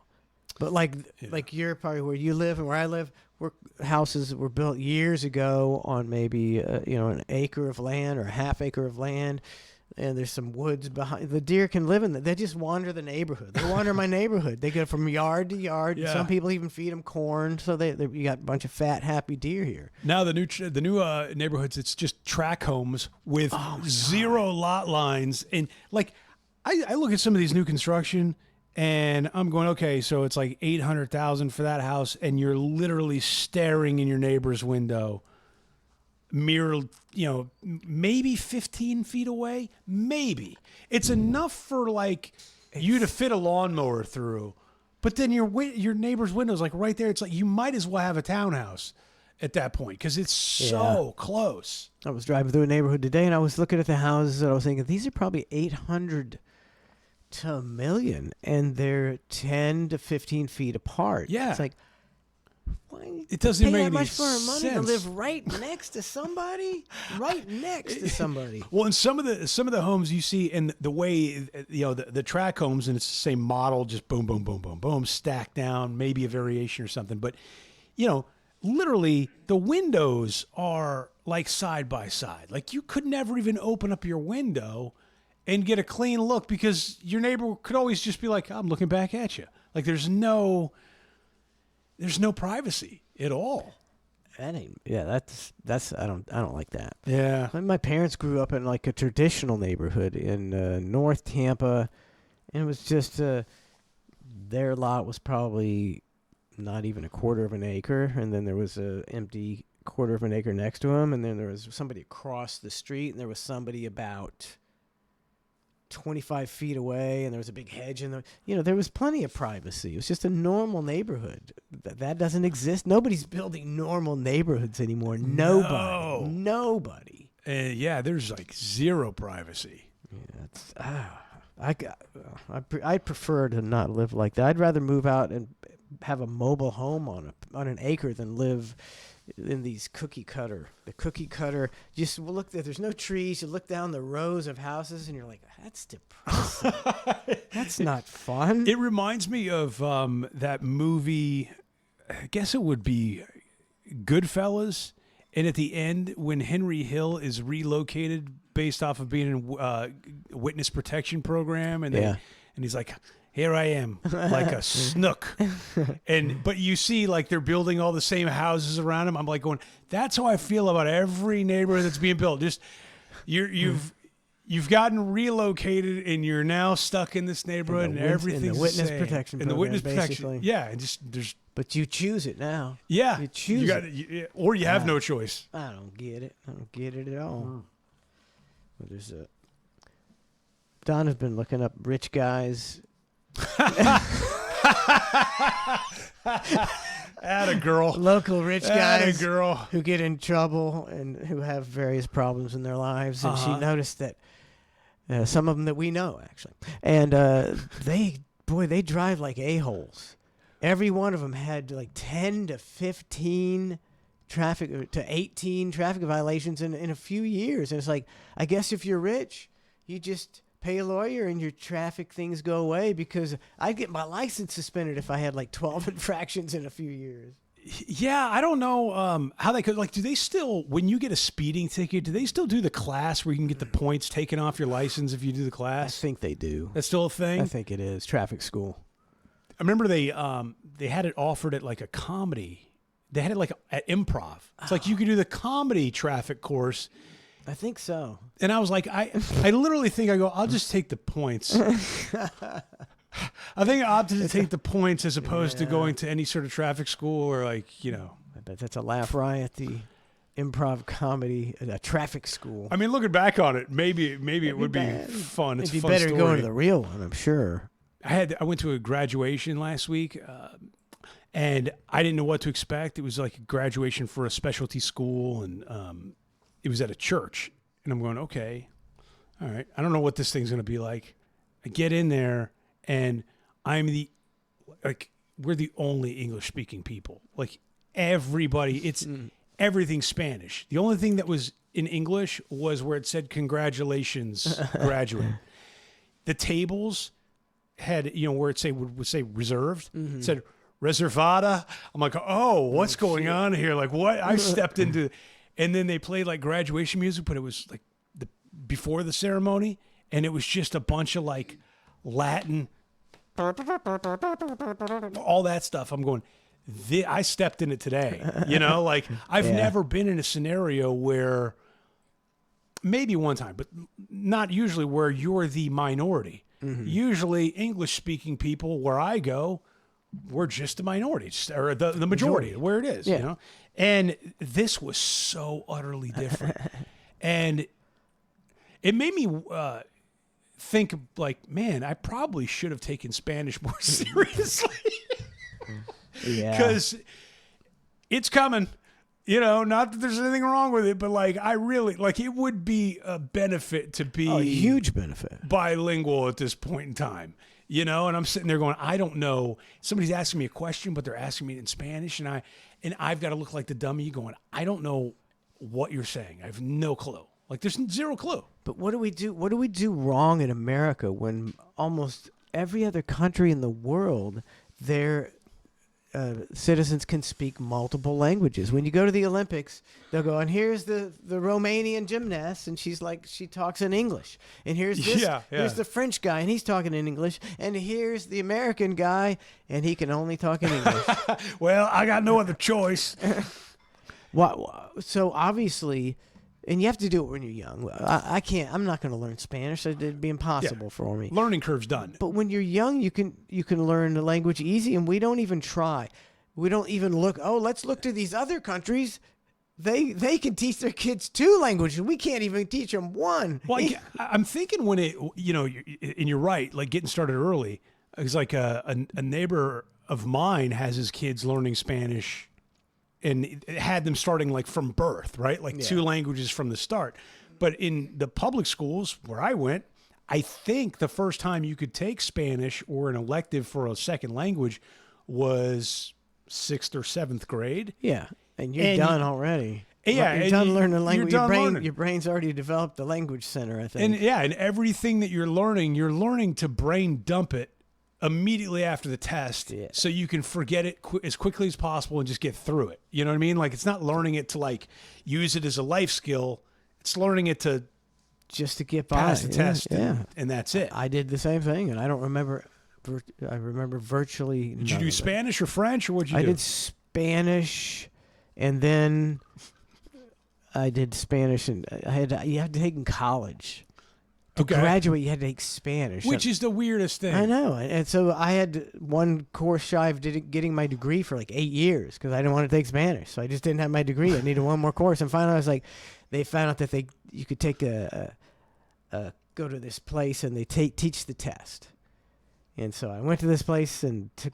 It was terrible, and I had to go there a couple times a week for a few weeks. And then I took the test, and I passed by the skin of my teeth, and I got my useless sociology degree. And you forgot every bit of that language. And I don't know one lick of it. Yeah, one lick of it. I think I did a year of French, and I was like, "Ooh, this is pretty difficult." You know any French? And they go, "No," and they go, "Well, take Spanish. It's easier. It's more relatable. You'll get it." I'm like, okay. So I took Spanish the next year, and I'm going, oof. Nope. It's equally as difficult for me to understand and learn, so this is going to be a rough go of things. Yeah. We're dumb. We're dumb in America. What happened to Spanglish? They were trying to get that to catch on for a bit back in the day. I don't know. I think there was an actual movement for that. It didn't last long, but there was a Spanglish movement. It was almost like the language version of the Tea Party. It's like, we're going to try to get this thing going. People nobody took them seriously. Yeah. Americans were just not going to do it. We're not going to do the metric system. They tried that. When I was in elementary school, they started teaching the metric system for 2 years. Then they went, nah, everybody refuses to learn it. We're not going to learn a different language. We're just stubborn, ignorant people. And now, and honest to God, with like the ChatGPT thing and the DeepSeeks and all that stuff, like I'm using that thing more than ever for questions that I really should know or should be able to like critically think about and go, okay, Matt, give it a second. Think about the answer for this. You know this. Like, marinate on the question for a second, and then I go, I'm just going to type it in and get the answer like that. And a detailed answer. And I'm going, that's very refreshing. We're going to become just blobs. Yeah, blobs that type stuff in and get answers immediately. What? That's all we know is what? Help me, what? Who did this? Why does this happen? What causes this? Hey, look what AI has done for me. Copy, paste, send. AI. Baby. I mean, have you used it yet? No, I wouldn't. I mean, I don't even know how to use it. A little bit on the show, but it's like, okay, why is it being used better? Okay, if I had super motivation and knew how to do shit like that. And you take all the stuff that I used to do and make AI it. Say, AI, do this. Yeah. An entire episode or this bit. It seemed like that would be some funny stuff. I'm not seeing any funny stuff. Yeah, I don't know. I mean, I see a couple things that are, but nobody's really, it's not, they don't seem to be doing shit with it. Well, humor's, I mean, it's subjective. You know, that's the difficult But you part. you can write the stuff and have AI say it for you. Yeah. I mean, you've seen people where that wasn't so-and-so, that was all AI. Yeah, I'm still learning it myself. Like, you know, part of me doesn't want to, but then part of me just is embracing it. I'm going, it ain't. Oh, I should. It ain't going backward. You know what I mean? Like, it's here. It's not going away. It's not like, oh, we've only got 24 hours left with AI. Get all your chats in now. Yeah. Like, it's not going anywhere. No. So I figure I've got some time. It'd pass you by. It's quickly. true. Yeah. Get yeah. your daughter in on it. They've got their receptors at that age because they were brought up on the phone, so it's so much easier for them, I think. Yeah. I was truthfully kind of stoked when I heard Trump talk last week about cutting the funding for Harvard. Yeah. And he had said something that resonates with me because we've talked about it many times about trade schools and how important they are and how, like, that's the jobs that, you know, they're not necessarily going away tomorrow. AI is not going to replace the plumber, and, you know, yeah, it might walk you through some steps and things like that, but it's not going to replace the guy who's got to come out and fix your AC, you know, stuff like that. And Trump was basically saying that. He's like, what I would prefer to do instead of funding Harvard is take all that money and put it into trade schools. And I'm going, oh shit, that is what I'm talking about. Like, for some reason, that made me feel good. I was like, that's a great idea. Will it ever happen? Doubt it. But at least the thought is there. I was like, that's at least a thoughtful thing, you know, for him to say. Again, whether it happens, who knows? But I was like, at least trade schools aren't being forgotten by, you know, the president of our country. At least he's acknowledging it and acknowledging how important that is. Nobody ever talks about all they ever talks about trade all schools. they ever talk about is higher education and, you know, you need to get your master's degree in this and this and this. Like, they always go higher education with it. They never talk about that was the biggest ruse ever pulled on the American people. Which one? The higher education. That, you had your child. Every kid needs to go to college. Some kids don't want to go to college. No, there'll be no child left behind. You're going to send them to college, and they get left behind anyway because they don't learn that way. Yeah, or they get left behind with $100,000 in debt from the start. Yeah, for a useless degree because there's only so many degrees that are even worth a damn. You get a sports management degree. You're like, what are you going to do in sports management? How many jobs are there for sports management? It's very niche. Is it niche or niche? Yeah, I can't say niche because it sounds snobby. But so it is niche, right? Yeah, but I mean, when something's said niche so long, it becomes niche. It becomes niche. But technically, it's niche. But I'm with you. It might be niche. I say niche because it doesn't sound as snobby. Niche. Exactly. Just like I will only say at your leisure, Ew! like in a joking fashion. Yeah. You know, where you know I'm not really saying it as like I never say that word. I would say leisure. But if I say at your leisure, it's obviously a joke. Did you have you been catching up on this P. Diddy thing? No. Is anything going on? Yeah. Really? I miss it. I've saw the news and really haven't seen anything. I mean, we haven't done a street report in a minute, but I don't think I have my street. That's okay. I just got a straight up street report. Damn, I wish I had my street report. I sent you a video. Resend me the street report is what you need to Yeah, send. I got to do that. The video is so there's one. The Punisher. The Punisher. So we talked about the Punisher before. Yes. So he was one of the He's guys. A hired man. The hired man, hired gun. He was so the cuck could watch him and all that stuff. But this is the Punisher. There was no rapper named Cameron. Do you remember Cameron? Probably. He had like I remember the name. I couldn't tell you the hit. I guess he's got a podcast now or something like that. He gets the Punisher on, And he's talking to the Punisher about this whole thing, which is funny because I this is the first time I'm hearing of the Punisher outside of the courtroom, besides his testimony. So this is like the Punisher talking about the scenario. All right. The Punisher. The Punisher. Yeah. How was that pussy though? Cameron immediately bringing the heat. Pulling no punches when it comes to the strong This interview is the style. state of podcasting right now.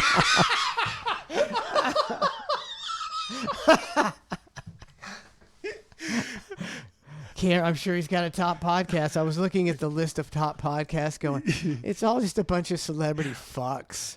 Just a bunch of celebrity fucks. Well, I mean, at least this guy Cameron from the jump. Oh, he's bringing the question from the start. He brings the questions everybody wants to hear. So here we go. Yeah. How was that pussy though? I mean, bro, even if it was fire. Bro, was the pussy good, family? Let's stop with political shit. We was Harlem time, my nigga. You 39. He's bringing the heat. He's not letting him get off on this question. He is going to badger the witness until he answers this question of how's the pee. How enjoyable can sex be while some dude is sitting 5 feet away from you burning a hole in you? It gets better. Okay. 9th Street on 40th was the pussy. How was that pussy, my nigga? Bro, I'm going to be honest with you, man. I couldn't get there, bro. Okay. Like, I got a dude pacing back and forth, beating his joint. Dude pacing back and forth. Oh. You know what I'm saying? Yeah.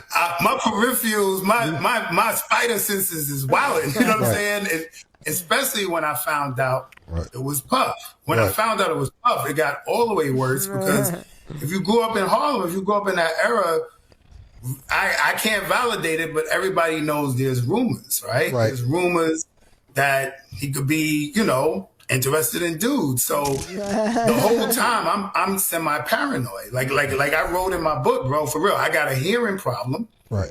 And sometimes when he would give her directions, I would hear like something completely different. Like he'll say, yo, I like the position you in, and I'm like, yo, did he just say I wish I could penetrate him? Like,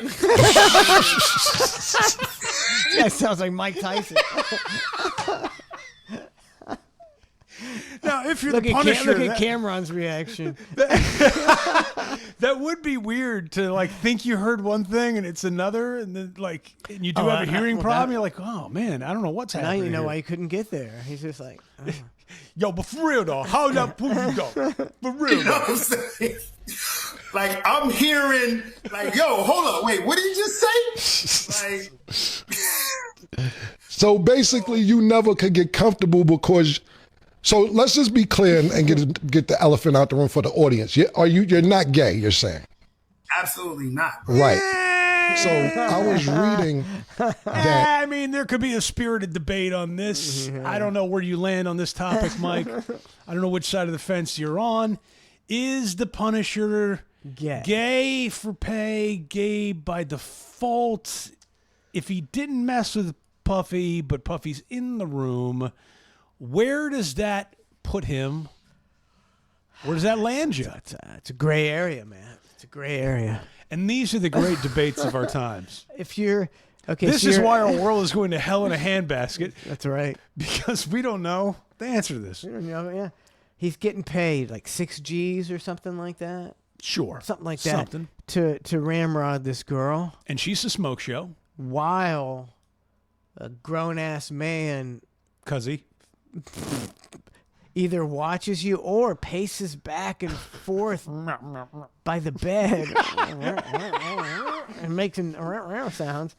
And you make a penguin noise. Stroking his dick. Yeah. Stroking his dick. But you're getting 6 G's. I'm not. I Where do you land on it? You've got to give an answer. No, I'm not doing that. No, See, but is he gay or is he not gay? I think if your moral compass is that you'll fuck girls for money willy-nilly, maybe that moral compass includes a guy walking or pacing back and forth jerking his dick, and you're like, 6 G's is 6 G's, whatever. I don't know. So where do you land on the Punisher? Is the Punisher considered? I mean, he's like saying, "Hell no, I'm not maybe gay." he couldn't get there because he's gay.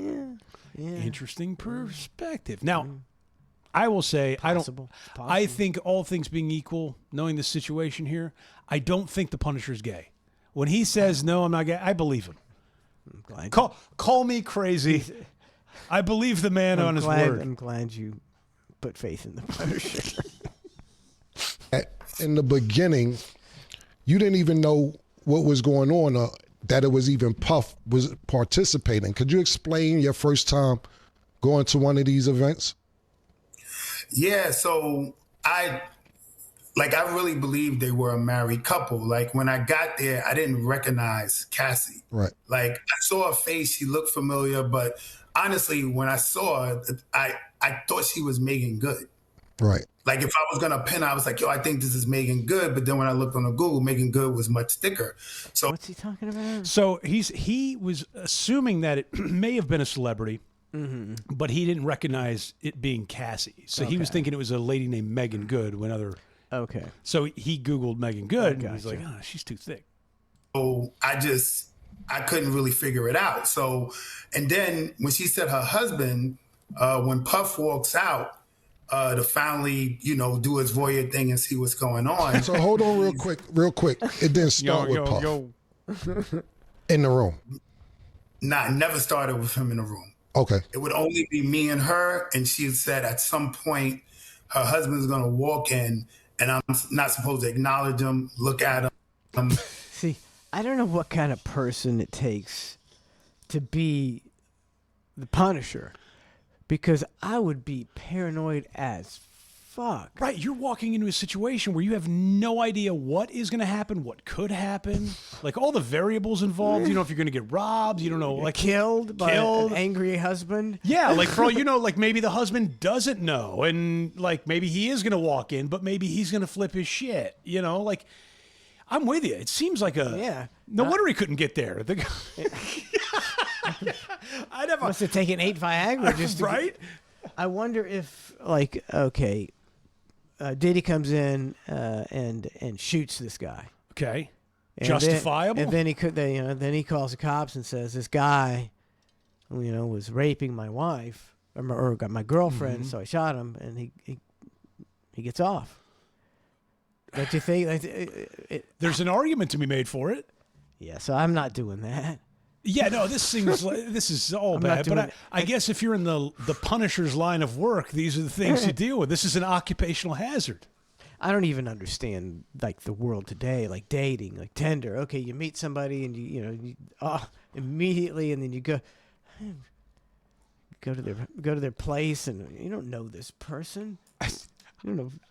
I know you get robbed and beaten and shot, dude. Like everything comes back to that for me. Like this seems like a dangerous scenario to be involved in. I'm glad I'm not dating in the 2025. Good thing Mike Waters isn't the Punisher. Phew. You'd be a terrible Punisher. That's what you'd be. I would have ran out crying. Oh my God. What's going on? He's going to kill me. There's a dude that walked in the room. I got to get out of here. Plus with a mask on. He was always wearing a mask. Yep. Yeah. So that would weird me out anyway. This fucking weird guy with a mask watching me. And again, I mean, trust that shit. If you're the Punisher, I don't know if you're playing the odds, I don't know what the odds are, but Cassie's a beautiful woman, right? It almost seems too good to be true. Usually if you're the Punisher or you're a male escort, you'd expect one of two things to happen. You get up there and you're the gimp for some sort of homosexual fantasy. Yeah. Or you're going to have a not so good looking chick who wants to, have relations with you. The option that it's the third of a really beautiful woman and this is going to go swimmingly, I would think that's pretty rare. I don't. Yeah, you go there and it's her, and you're like, okay, and then she. What's the catch? And then she says, and while we're doing it, about halfway through, my husband's gonna come in and watch. I'm like, hey, there it is. There's the catch. Just found out I had another appointment. I don't understand the world anymore. Yeah. act like he's not even in the room. Right. So we'll be like on the couch, let's say on one end of the room, and then like on the far end of the room, it'll be like a table with a chair. And eventually he'll come in the room and like sit in the area, of course, the room, like watching, and we're supposed to act like he's not there.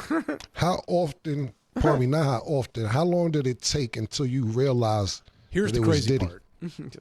Bro, like, I want to say like over a year. Get the fuck out of here. A whole year? Why? The hard-hitting questions of Cameron. Cameron, get the fuck out of here.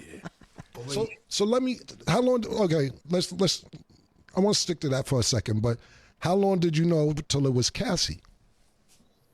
So the minute I found out it was Diddy, that's when I knew it was Cassie. So it took a year for you to find out for Cassie as well? Yeah, yo, I didn't recognize it. Like when I jumped out. Is she somebody? Yeah, she was a singer. I mean, I wouldn't recognize her either. You know, she's wasn't that. Yeah, I didn't. I had no idea who she was. I do equate Cameron's hard-hitting journalism to the likes of a CNN or any other mainstream outlet. Like he's doing the same sort. Like he's cutting to the chase, man. It's good follow-up questions. He's digging in. He's the best journalist I've seen in a while. He's a real Jake Tapper. I did try to do the Google searches. Like I wanted to try to figure out who it was, but I'm Googling a married couple. Right. So every result I'm getting is not leading me to the right places because they're not married. Got you.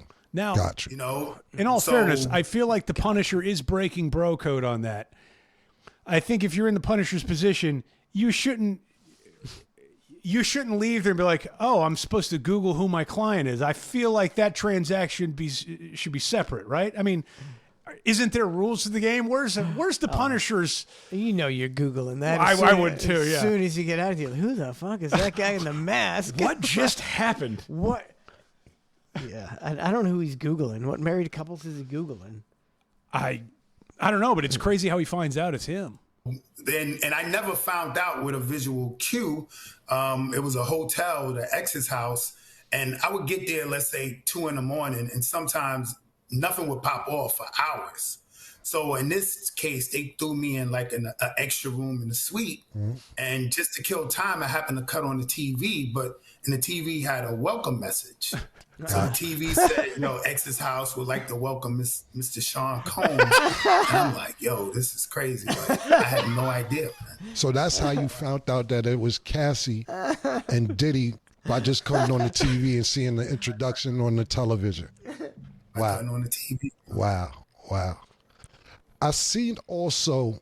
Isn't that crazy though? Like, what a weird way of finding out. That's hilarious. Like, just like for a year he didn't know, and he just finds out because the hotel. Leave it to Cameron. Cameron, getting to the bottom of things. Get to the bottom of things. Yeah. Yeah. I don't know, man. Why are all these wealthy, powerful people cucks? What the hell's up with that? I don't know.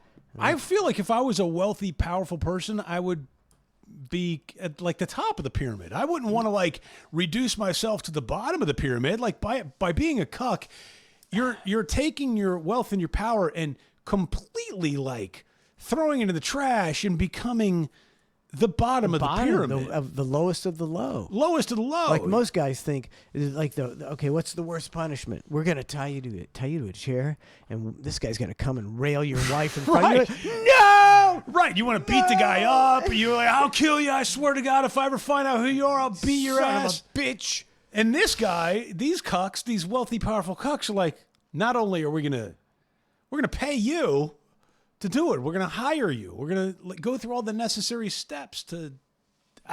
It doesn't make any sense to me either. Maybe if you're Diddy and you're gay, okay, and the only way you can, you're also pretty, you're into some weird stuff. So you want to see a guy banging something. Well, you can bang your fake girlfriend. But if you're Diddy and you were gay, wouldn't you just hire a male escort and cut out the middle woman? No, because this way, your image is the worst that's going to be is you're a cuck. Okay. See, But and actually, at the end, he's finished himself off looking at the guy bang his wife, going, "Yeah, that guy's bringing." So you're saying that's not as bad as a homosexual encounter? For him, maybe it is. So some people like Diddy's, a self-hating gay. Maybe he's I was going to say, because homosexuality is completely like. But in the African American community, a lot, like especially for his age. Okay. When he grew up, it wasn't cool at all. Yeah, but I still feel like he could have. I mean, he was Diddy. I feel like he could have come out, right? If he was truly just gay or bi or whatever, he would have been like, "Yeah, I'm normalizing this now. Like it's all How good, many people baby." How many people do that? Not very many at all. I'm not saying there's a lot, but I'm saying he could have probably flipped the script on it. But he in his mind, he's like, "No way, I'm coming out." But at the same time, I mean, I'm thinking back to his outfits that he used to wear and like his mannerisms and the interviews and stuff. And if he did come out, I would have been like, "Oh, yeah, that makes sense." Like it wouldn't have been a big shock. It would have been such a stretch. But for him, like if Tupac had come out, I would be like, "Oh shit, Tupac, no!" Or if Biggie Smalls came out, I'd be like, "Oh no, not Biggie, not my man Biggie." Why no? What's wrong with Biggie being gay? Different look, different. With Biggie being gay. Nothing's wrong with it. It just didn't fit the bill. Puffy, you look at and you go, "Okay." It's just self-hating gay. Yeah, he's self-hating gay. I can see that. And he's not that there's anything wrong with that. He's delusional. He's lying to himself, thinking, he's just doing the cuck deal when he knows what he's doing. And meanwhile, like think of all the work he put in to cover his tracks for being a cuck and perhaps a homosexual or bisexual man or whatever. Like, or is it easy to cover your tracks when you got that much money? But I mean, for a year, this guy didn't know who he was. Oh, I mean, this guy might be an idiot. Yeah, I think the Punisher's maybe not so bright. maybe you're right. Thinking, I mean, he's not an architect in day and punishing at night kind of thing. I think if you give Donna the address to somebody, it's a hotel. Oh, did he always go to a hotel? Yeah, always like hotels. Oh, okay. Yeah, it was never at his house. Not that I know of. Well, Donna would find a way to get from the clerk. Oh, yeah. For sure. Yeah. I would at least order room service on his tab. I wonder how many times he did that. And did he go, "Oh, yeah, it's a woo." I mean, over the course of a year. And who do you... Is it just a year? I mean, that took a year just for him to find out. So how many times... Is he over the Diddy's every weekend? Weekend at the Diddy's? Sitting in a room watching TV, waiting for the freak off to get his role. Eating strawberries, drinking some champagne, waiting for him to get called in. Just waiting. Chop, chop. Time for the Punisher. Time for the Punisher. Bring in the Punisher. I don't know, man. People are weird, dude. And they get weirder. I feel like it's getting weirder every day. Even with like the algorithm and people posting stuff, it's getting weird, man. Like, what do you mean? I don't know what I mean because I don't know what's safe to say and what's not safe to say. Getting weird about. Play detective here. About. All right. What are you trying to say? All right. We went through a coffee drive-through. Okay. Mm-hmm. And there's a guy, maybe, and. Cut off, it's like a sleeveless shirt, short jean shorts, tattoos, like kind of like a hipster barista looking dude, but we're not sure, right? Mm-hmm. So we just kind of looked at each other and we go, "All right, what do you think he's going to sound like? He's going to sound like female voice, male voice? Never know. What are you thinking, right?" Because he looked like almost like a rock star, right?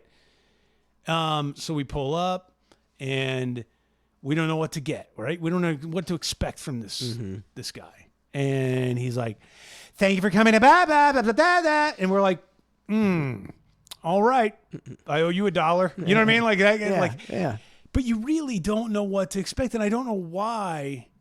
But now the lines are just super blurred. Like, because this guy, he looked like a rock star. But even in old rock star terms, you wouldn't expect that. Did he look like a rock star or a flaming rock star? Well, now that I look back on the situation, flaming rock star. I think it's social media, and there was never before if you were an outcast, you know, you might be able to find a couple outcasts, you know, and you'd eat at the table with a couple guys in dark coats, and you know, you're not. Now, if you can pick something and you'll be celebrated. It's like there's a picnic table for everyone. And it's, if you're you know, trans or non-binary, you've got a whole group of people who will tell you that you're awesome. That didn't happen before. No, you got bullied into submission. I'm a loser. Now you go social until you committed suicide. Back in the good old days. Back in the good old days, you get bullied till you committed suicide and you move on. Yeah, I mean, it's terrible, but it's radio. We got to. I don't know who's going to defend this country. Well, that's the thing. Is like I looked at her and she looks at me and she was like, I don't know what happened to the real men. Like, it was kind of one of those statements, and it wasn't in a dick way. She's not saying it in a mean way or anything like that. But like, look, admittedly, I'm not the most handy dude in the world. I'm not going to be able to fix the electric panel and shit like that. That ain't me, right? But I mean, I still feel like a man. You know what I mean? Like, but she's like, we're looking at these other dudes, and it's like, man, they're not like.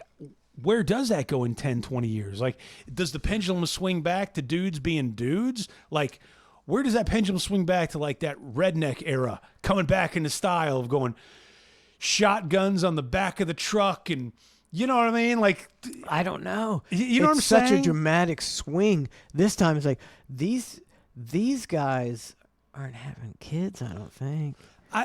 So the birth rate's going to be so low. And everybody's snowflaked out, and everybody's on social media. I don't know how things change anymore. It's like that pendulum swung so far this way that even if it swings back the other way, it's going to get it got stuck. It got stuck about 8 p.m. You know what I mean? It's never going to get back to 5 p.m. It's never going to get to 6 p.m. It's always going to be stuck in that 8, 9 p.m. position. It might. It got stuck. Damn, it used to be a nice, then it'd go back. Yeah, we get it. Yeah. But now, fuck. It's stuck at 8:30 at least. Stuck right there at 8:30. Yeah, it was weird. I mean, have you encountered that too? Like, what does Donna think about that? We're not going to bring Donna is not allowed to talk about that kind of thing. No, I'm not. But I mean, like, is she like? Does she look at this generation or the upcoming? And she's like, "Where's the dudes at?" Like, strong opinions about. Yeah, that's good to know. Yeah, no, it's like she pretty much agrees with you with what. Well, because you could be accepting of things, and there's like, I'm totally accepting of all of it. I'm fearful of in 20 years what that's going to look like. Like the true future of things. I can't imagine what kind of kids are going into the Army nowadays. That's a weird thing, because I would never. It's not a popular opinion to say, but I don't really want to encourage my kids to go in the armed services, because I don't necessarily believe in the wars that we're going into. I would never. I would. See, so many people are like, this is the proudest day of my life was my son decided he was going to join the Marines. It's like, I would be going, son, don't do this. They're going to send you to some dirtbag country, and you're going to get your head blown off for nothing for a bunch of rich fucks. That's exactly what I tell them. Yeah, in high school, go to ROTC, get some structure. I'm good with that. But when it comes to like making that next move, maybe just think about that for a bit. Nope. Yeah, it's a weird thing. But you're right. I don't know where those armed services stand in 20 years.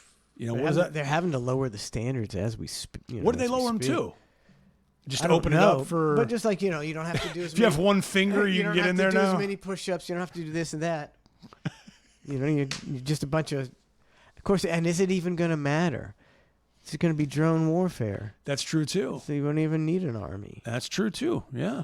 What I don't understand is there was the big drone attack by the Ukraine on the Russian nuclear warplanes, which would seem like the biggest escalation that would require a massive response from the Russians, and nothing really happened. Oh, they're gonna.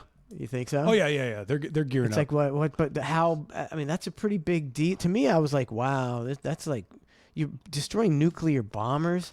That's some shit. Can you imagine if some country flew drones in here and destroyed 47 of our nuclear bombers, it'd be all-out warfare. And yeah, and I mean, and not to say it's not to discount it, but some of those planes that were like older, like equivalent to like our like B-52s, kind of thing. So it's not like they're the newest technology, but still, nonetheless, right? Like bombers and a lot of the fleet. But yeah, make no mistake, Russia's gonna clap back. They're just like gonna. I think it's gonna be bad. You know what I mean? I'm waiting. It's gonna happen. If you're Zelensky, you look at that as like a major victory of like, yeah, look what we did. Look what we were able to pull off over the course of a year and a half. It took us to figure out this plan, and look what we pulled off. But meanwhile, you just signed like a death warrant on so many civilians. And it's like, yeah, you can be proud of that operation on some level, but then on another level, you just killed a lot of your people. Because it's just going to happen that way. I don't think people like Putin and Zelensky care about casualties at all. No, I agree. At all. Yeah, you'd like to think they would care, just like George W. Bush didn't care. Right, and then didn't care. But then Putin will strike back, and a bunch of innocent civilians from Ukraine will die, and then Zelensky will come out and go, "You've now struck our citizens and civilians and people that had nothing to do with this," and then it just continues, and it's like, dude, like, you two dickheads, just come on. I say dickheads lovingly, of course, not siding with either one. I think it's I mean, I don't know, like in Vietnam, I think it was China and possibly Russia supplying the North Vietnamese, and it was a battle against communism because the domino effect. Sure. So you like that, blah, blah, blah, blah. Or maybe China, Russia, and the United States were all benefiting greatly from sending a bunch of young people over there to die. Other than that, what did it bother anybody? Yeah, I mean, considering my father passed, he served in Vietnam, and he passed away of cancer that was brought on, at least in my belief and some of the government's belief, Agent Orange. And it's like, how am I supposed to trust anything that they do, or like feel good about sending a child over there to serve? When we know Vietnam was a pointless war, we know that now. Like, yeah, it's pretty much just common knowledge now. Right. It's there's no more like hiding it. And then the Agent Orange thing to boot, it's like, oh man, dude, like, it's a real F job. Yeah, it's a real F job. Thanks a lot, Gov. I watched the I think it was, I don't know if it was Ken Burns, but it might have been the Ken Burns Vietnam documentary. It's really good, and they talk about towards the end of the war where the troops would just go out 100, 200 yards away and hunker down in the forest until it was nightfall, and then go back because they knew the war was total bullshit. That's great. And they weren't going to go fight. And it's like, what more do you need to know? Yeah. What a waste. And then okay, so it's Vietnam, so North Korea. The Korean War was probably the same way, and then all these wars. Total bullshit. On Memorial Day, we ended up, actually, day before Memorial Day, we ended up at this little like memorial park in Oldsmar, and they have a headstone of all the wars, like a thank you for your service, and it's got soldiers' names on it, and it has all these wars listed on the headstone, right? And I'm looking at it, and I said to my family, I go, hate to say it like this, but I'm looking at this and I'm thinking about all the pointless wars, and when you list them out, and I don't ever know, I'm no history buff, right? Like, I'm just going based off of my own assumptions and things, but it's like got the Iraq War on there. Like, I think it even had War on Terror on there, if I remember correctly. But I'm sitting there and I'm going, man, like half the wars on this, from what I know, it could be considered, suspect. At least half the war. I don't want to say pointless because I don't want to diminish anybody. I don't mean it pointless in that regard, but it could be suspect to whatever the cause was. But man, yeah, it's sad to look at that. I find it very difficult. Like on the Memorial Day, and I'm thinking, you'd like to, praise and think these heroes. And maybe I don't even know if it was true in World War II. That war could have been all bullshit. You know, you've no idea that was almost 100 years ago. Could have been. Yeah, the propaganda was way stronger. No internet, no idea. No altering opinions. And so, you know, and all these people all these people go up and they're honoring the troops and saying these people died for us to be free. And in my heart, I'm like, but they probably just died for rich people to get rich. And the Iraq War and the Vietnam War and the Korean War and the Afghanistan War had nothing to do with freedom at all. And it's like, it's so conflicting. It's a tough pill to swallow. I'm sorry that the people died and that they thought that they were battling for freedom, but they were being used by people to die for nothing but money. And then they come back home and have PTSD and don't get care. I mean, it's really we don't do the way. What a nightmare! Like, what a nightmare! Like, if you could, like, okay, son. Yes, I want you to join the military. Well, all right, cool. I'll be in there for 20 years. What do you anticipate, Dad, when I get out of here? Well, in 20 years, when you get out of here, if you make it through the 20 years, you can anticipate maybe coming back home, maybe been in a few wars. We don't really know. You'll probably have some sort of cancer. You'll probably have PTSD. You'll probably be tripped the fuck out at any sort of noise or explosions. And you may or may not want to commit suicide on a daily basis. Son, does that sound like something you're interested in? Like, it's a weird, like, if you're really like... Is that what the recruiters tell them? Yeah, they're not. If they told them the truth, nobody would sign up. Yeah, if they told them the truth, nobody would sign up. Weird. We done. That's it. Wow, look at that. Already 2 hours already. Good Lord. Look at us go. Look at us hang. Look at us hang. Look at us go. That'll be it. We'll do the VIP at clusterfshow.com. VIP, which is we're a content machine over here. We just churn it out. Churn it out. Nobody does it like we do it. We're a factory. Content factory. What do they call it on stupid Silicon Valley? What do they call the place where you have a bunch of smart guys? Incubator. Oh, yes. We're a content incubator. That's what we are, bitches. LLC. Thanks for tuning in. We appreciate it. We're going to head over to the VIP for the OT. Thank you so much, and we'll see. We'll be Cluster F tomorrow at 8 o'clock. Trace will be back.